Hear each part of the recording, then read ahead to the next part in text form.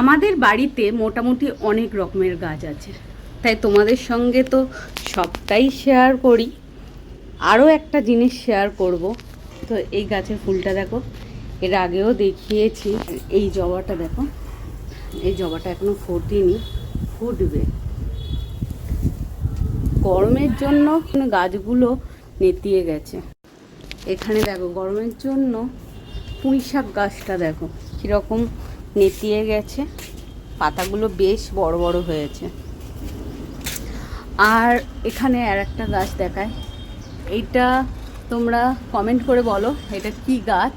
বেশ অনেকগুলো ফুল ফুটেছে।